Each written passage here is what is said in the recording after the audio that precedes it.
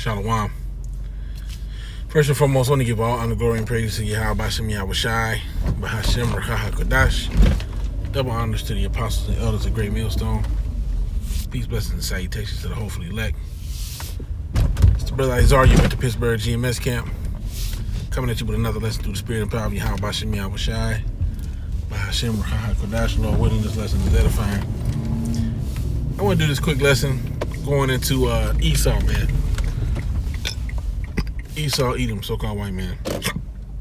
And it was told to me that there was this clip, article, whatever, where Esau was saying, well, E's mad because Moabites, which is different. The Asians, what would that be? What would they be? Chinese, the Chinese people, so to speak. They are increasing in wealth, okay, over the Edomites, all right?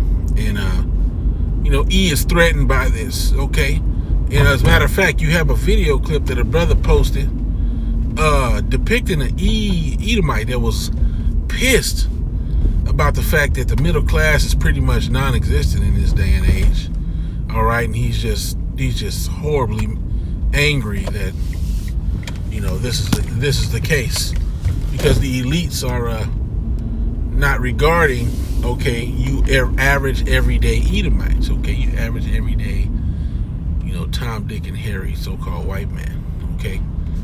They don't give a shit about you. They ain't trying to share nothing with you, man. You know what I'm saying? They worried about themselves and themselves only, and it's going to be that way until, they get taken out of power and destroyed and all these different things. The scriptures tell you that.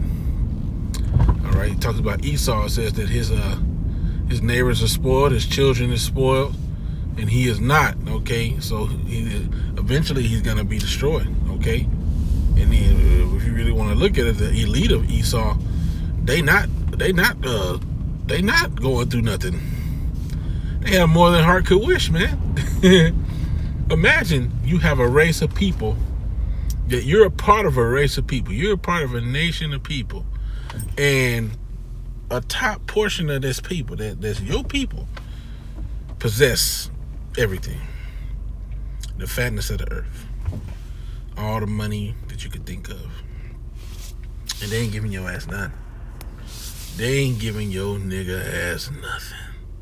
Well, that's the condition of Esau Edom, man. All right? The elites of Esau Edom, they treat, okay, these other average Edomites like they ain't shit, man. And not only that, but in their struggle to kill Jacob, they're killing their brother. They're killing their own brothers. The scriptures tell you, wish I knew the location of it by heart, but I don't, but I can quote it. Tells you, he that is evil unto himself, to whom shall he be good? Okay, or to whom shall he do good? Roughly paraphrasing. So Esau's evil to his own self, literally to his own his kinsmen. So who's he gonna do good to? All right. I mean, if you really even want to think about it, the behavior that Esau's doing towards himself in order to possess the land, it's really self-destructive, because he's sealing his own fate. Okay, but I mean, Yahweh Shem Yahushai has already preordained him to this condemnation. But the thing is, he's justifying it through his actions. Okay, he's justifying his own destruction through his actions. All right, so, but the thing that kind of got me about what was said about this quote, or about this clip, that that these Edomites were saying what they were saying, is that these Edomites were predicted that, okay, there was going to come a rising of a different nation, and they were alluding and saying, well, there's going to become a certain nation that's going to rise, and you know who that is. And the gist of it is that they were speaking of themselves. But the thing is, Esau thinks that he did all of this off of his own merits. Esau really thinks that he runs the world because he's just the greatest people. You know, this is the pomp or the pride of this people. All right, it tells you that in Isaiah 14, thy pomp shall be brought down low. Okay, now it's either in Isaiah 14 or Isaiah 47. I know in Isaiah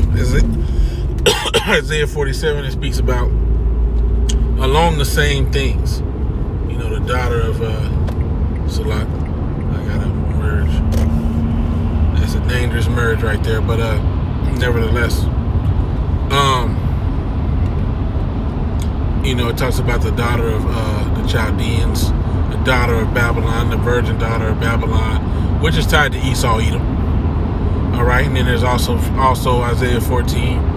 One of them speak about Lucifer, son of the morning, or the king of Babylon. That's what it is. And it calls him Lucifer, son of the morning. Both of these scriptures or chapters are alluding to Esau, Edom, the so-called white man. So whichever one that's in, that's where it is. And it says his pomp shall be brought down to the pit, all right, to the grave. His pride is going to be brought down to a low condition, man. But this devil is exceedingly proud. He thinks that he's done things off of his own merit, or that the Most High has blessed his ventures. You know, it tells you that in Isaiah 50. It says, "Thou sittest and slanderest thine own brother." Salakia, thou slanderest thine own mother's son. Thou sittest and speakest against thy brother, thou slanderest thine own mother's son. Okay, roughly paraphrasing. So, you know, and then it goes on to tell you in Psalms 50 that thou thoughtest that I was altogether such a one as thyself. So really think that the Most High is with him, that the Most High has blessed his hand to do the wickedness that he does, all right, and that the Most High is with him, and that he's just the greatest nation. And you see that in their different things that they have, their different scientific theories, such as what you got, survival of the fittest, you got natural selection, I think is what it's called, which those may be along the same lines. Natural selection, survival of the fittest, whatever it is, man. These notions seem to allude to them being in the position that they're in because they are a great nation. But if in actuality, the scriptures tell you, okay, scriptures tell you that this, in the scriptures it tells you that the Most High setteth up, the Most High ruleth in the kingdom of men, and he setteth up over it the basest of men, meaning the lowest. The basest, meaning B-A-S-E-S-T, the lowest. All right, the Most High set up over the whole earth, the littlest nigga on the totem pole, man, Esau, Edom. Okay, and when Job 30 speaks about, I believe it's Job 30 around the 4th verse, it speaks about how these niggas was driven forth from among men.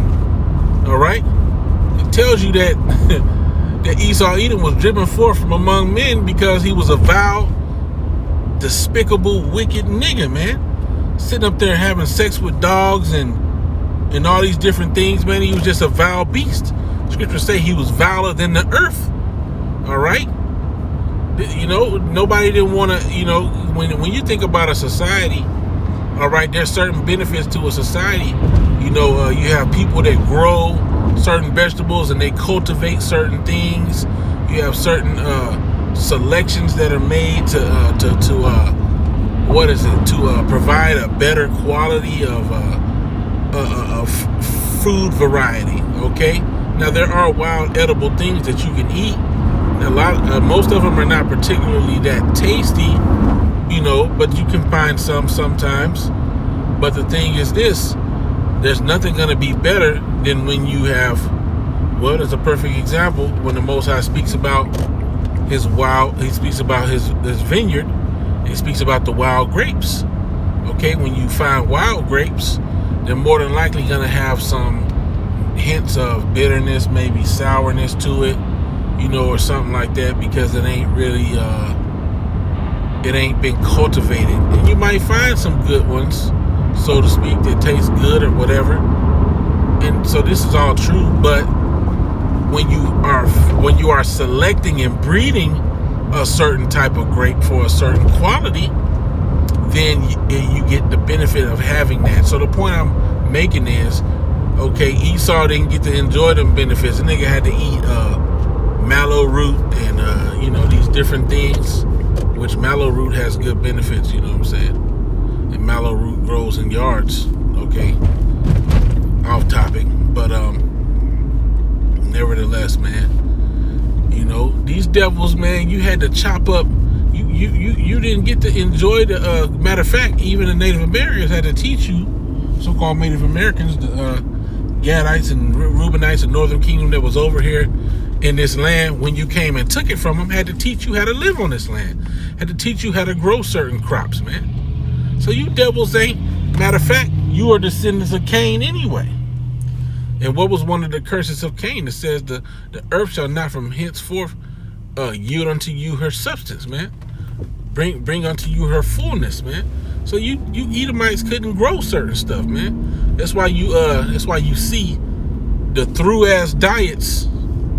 Okay, the through ass diets of these Edomites, man. I was watching this food show. This guy, he's a food critic or whatever. He be eating, of course, all type of abominations. But one day he was talking about his health journey and how he keeps a certain calories per day and stuff like that, which is something I was looking into. All right, and so on. And he was talking about the things he eat on a daily basis. And man, some of the stuff that he was talking about was just boring, bro. Just like boring as hell. Just like, damn. You know what I'm saying? Like, it just really seemed like an Edomite diet where he was just like, I'll just eat slices of ham or some shit. And I'm just like, first of all, ham is unlawful. But secondly, how can you just sit up there, you know what I'm saying, and just eat that and talk about, I love it. It was something else on there that I just was like, nigga, you can't be serious. You know what I'm saying? But this is E for you. E, it's no surprise that E likes something like that, or he's satisfied with something that simple, because he ain't got no flavor. So why do his food need flavor? I know Edomites that eat canned tuna all day and be nigga be happy as hell. But some canned tuna be good. Ain't gonna lie. Some of it do be good. But anyway, I just want to go into that, man. Esau is the lowest being on the planet, man. And this nigga really think that he got things off of his own merit. And I got my other phone today, so I can get a few precepts.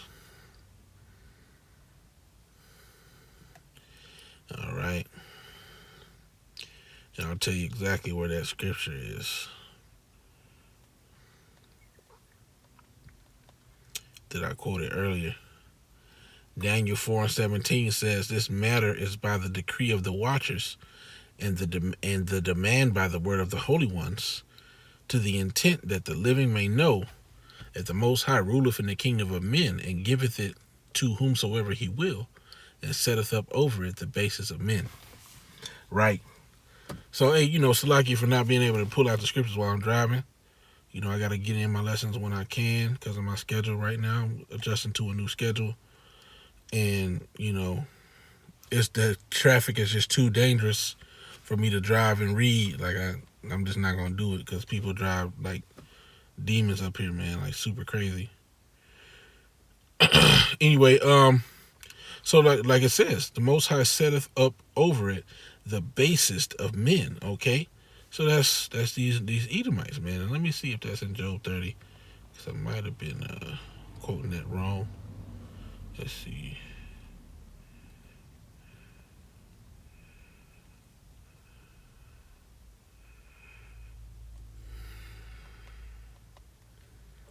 All right. Isaiah, nope. I know it's in Job.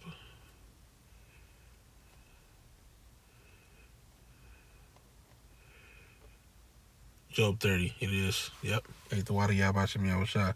So it was Job 30, okay? Job 30:5 says, they were driven forth from among men. They cried after them as after a thief. So like it. No. Let's go before that. Job 30:1. But now they that are younger than me have me in derision, whose fathers I would have disdained to have set with the dogs of my flock. Yea, whereto might the strength of their hands profit me, in whom old age was perished? For want and famine they were solitary, fleeing into the wilderness, in former time desolate and waste. You see? So Job's depicting the history of this particular nation that was ruling over him at the time. He was like, look, in their former times, for their want and famine, they were solitary, fleeing into the wilderness in the former time, desolate and waste. So, and nigga, you niggas was in the clefts of the rocks. It says, who cut up mallows by the bushes and juniper roots for their meat. And you niggas was eating mallows and juniper roots, man. Okay, and juniper's used to flavor stuff, and mallows, it can be used for medicinal purposes. They were driven forth from among men. They cried after them as after a thief. It says, to dwell in the cliffs of the valleys, in caves of the earth, and in the rocks. So when they talk about cavemen, that was the Edomites, man. You so-called white people, man. Y'all cavemen. Okay, now, this is a disclaimer that we always like to give out when we do these certain lessons. Just because you look like an Edomite don't mean that you are. Just because you look like a so-called white man doesn't mean you're from the tribe of Esau, okay? Or the nation of Esau. But, if the scriptures don't resonate with you, you through anyway, so it don't matter. If you an Edomite or whatever you is, if you ain't a part of the elect, sorry for you, man. You through anyway. Don't matter, right? So, Job 31, but yeah, I'm going to continue. Job 31:7. Among the bushes they brayed, under the nettles they were gathered together. Now I want to see if I can get a, since I got this phone, I want to see if I can get that sound. Excuse me. I'm so sorry. I don't know why this is, hold on, I don't know why this is doing this.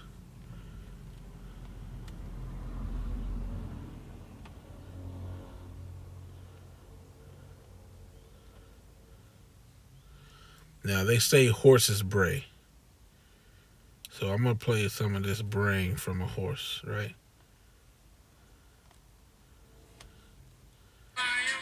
Actually, this is from a mule. Salakia is playing the advertisement. Listen to him. Listen to him. Listen to him. There go the horses. Are you saying hi, are you, buddy? There. Yeah. Johnny's all excited. Say hi, Johnny. One more time.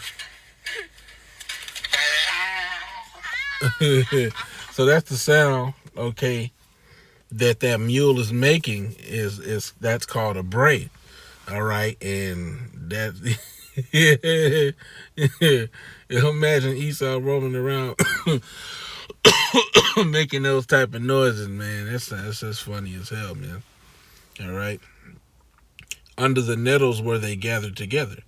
They were children of fools, yea, children of base men. They were viler than the earth. And now I am their song, yea, I am their byword. Okay, so, that's what it is. These Edomites, okay, this is their history. And now we're looked at as your joke, nigga. Are you serious? You Edomites, you have the nerve to look down upon Jake. You literally got Edomites that will frown their whole face up when Jake walk in and just, look at you with such hatred and disdain, as if you are the nastiest, wickedest thing to ever be created. But at the end of the day, this is your history, nigga. He said he would have disdained to have you to sit with the dogs of his flock. Why wouldn't he let you sit with the dogs? Dogs are very lowly animals, man. Yeah, they're, we love them and all that other stuff, and, they nice and soft and whatever else you want to say, but at the end of the day, a dog is a very nasty animal in a lot of. It's not as nasty as a pig, but it's nasty. A nigga will eat his own vomit. He licks his own balls and penis. You know what I'm saying? And he's fucking just very simple in a lot of aspects. You know what I'm saying? And these niggas wouldn't even let you sit with the dogs. Because Esau want to freak off with him, man. It's a nasty ass, man. And you see that because they got dog brothels, man. Y'all fitting, the narrative is fitting y'all more and more. But anyway, man, I don't want to drag this lesson on too long. It's already going on long enough, man. But I want to read a few scriptures, since I was able to stop the car and actually pull some of this stuff up just to kind of prove Yahweh for, helping me to remember where some of them lessons, some of them scriptures was. And Salaki for the ones that I wasn't able to grab, just for sake of time. But Lord willing, you were edified, man. I want to give all honor, glory, and praise to Yahweh, Bahashim, Yahweh Shai, Bahashim, Rakaha Kodash. Double honors to the apostles and elders at Great Millstone. Peace, blessings, and salutations to the hopefully elect. With that, I want to say Shalom, Wa'abba Ball, Shalom.